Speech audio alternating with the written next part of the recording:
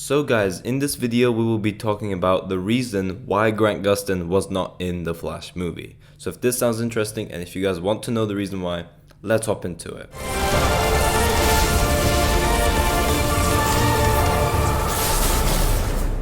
Yo, what is going on guys, Flashverse here, and welcome back to another video on The Flash. This of course primarily involves the Flash movie, but also kind of involves the TV series in a way, as we will be talking about why Grant Gustin was not in the Flash movie. So of course we had the Flash movie releasing last week, and there was a bunch of hype for this film, not only because of the concept being a Flashpoint film with a bunch of cool returning characters, for example Michael Keaton's Batman, but also some new faces such as Sasha Calle's Supergirl as well. Now of course in the film we did have some other familiar faces returning, which was really cool to see. However, another main source of hype for this film was undoubtedly the cameos teased. Andy Muschietti did say that we were going to be getting some cameos, considering that this film was going to involve the multiverse in some way as well. And of course, this led to many speculations in regards to certain characters that we could have potentially seen as a cameo in the film, and also we did have some rumors on certain characters appearing as well, which some of them did actually end up being true. And of course, one of those characters that people did speculate about was that of Grant Gustin's Flash. Not only because this was supposed to be the most logical one, considering this is the Flash and we are in the Flash movie, but also we did have Grant Gustin's Flash and Ezra Miller's Flash meeting before as well. So them paying tribute to that and them now bringing in Grant Gustin's version of the Flash onto the Flash film would have made the most sense.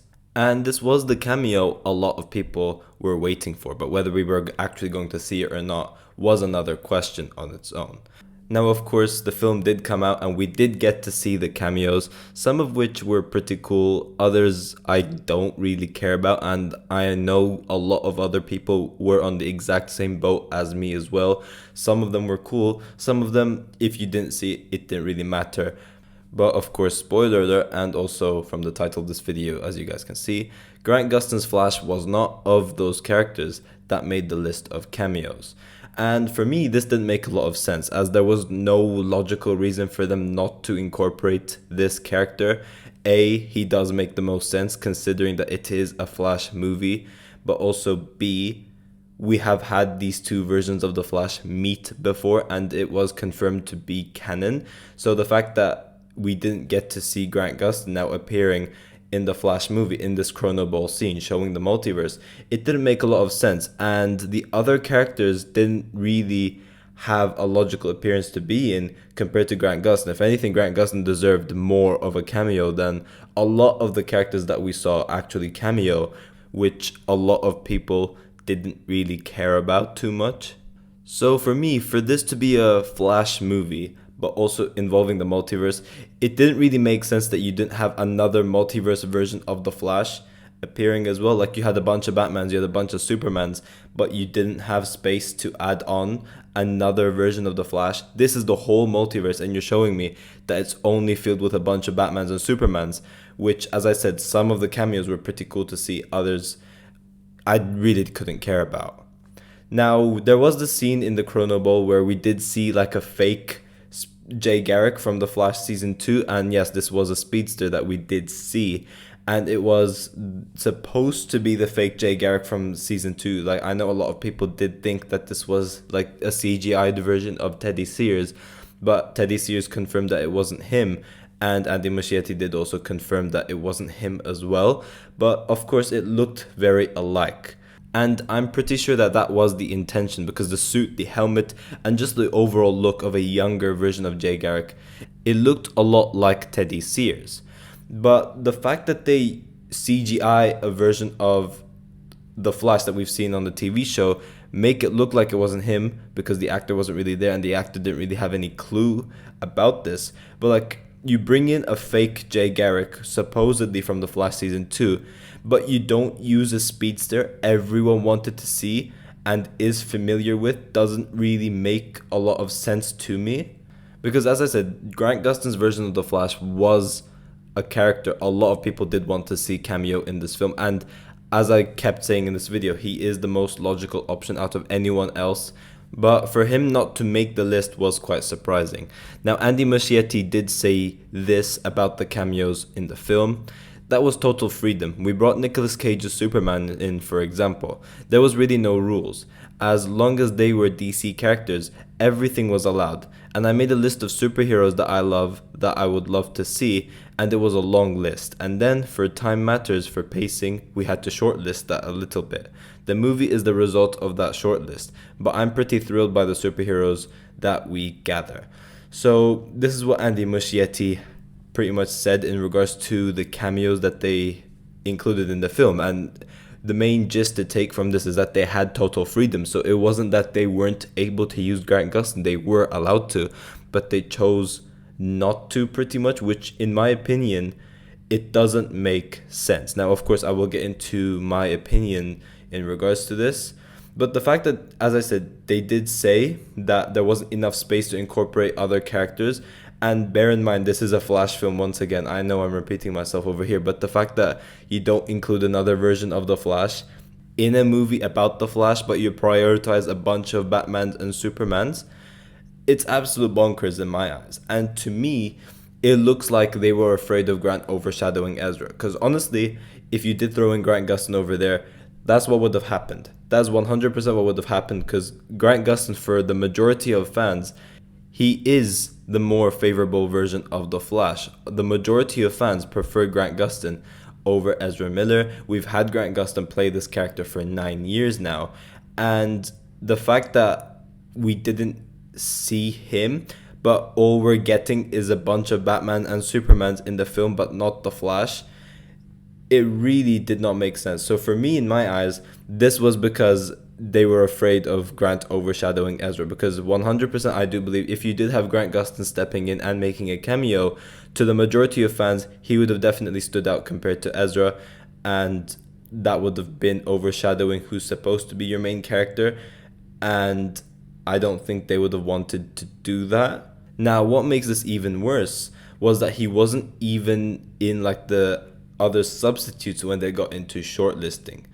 So once again, this is what the director Andy Muschietti had to say in regards to all of this.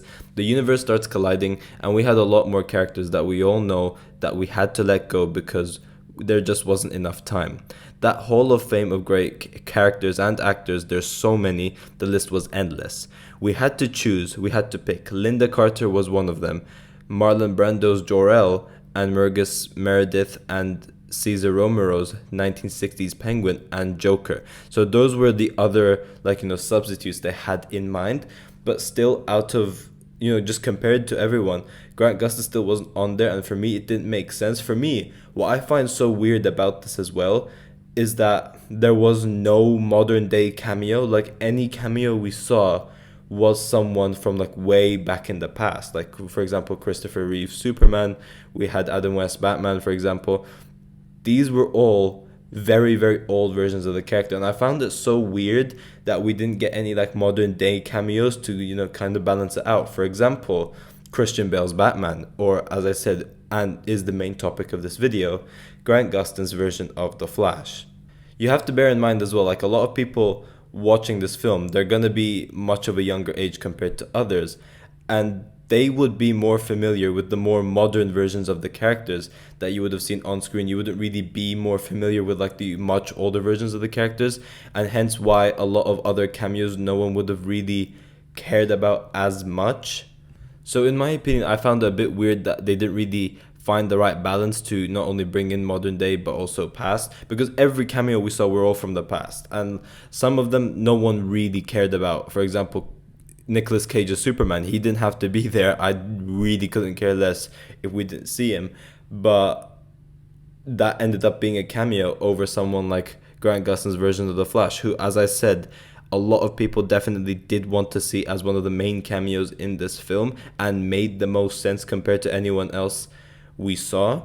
And the fact that we didn't even get a single version of the Flash other than that CGI Teddy Sears lookalike version of the Flash, but you had a bunch of Batmans and Supermans, I found very, very weird for a multiverse sequence.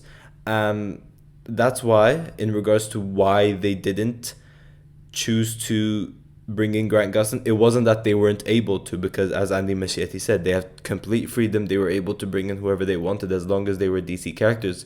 For me, it looks like either A, they didn't want him to be in the cameo, which it doesn't make sense, because for me, the only logical reason for why you wouldn't want him to be in the cameo was A, one of the things I mentioned was that they were afraid that Grant Gustin was going to overshadow Ezra, which 100% would have been what would have happened.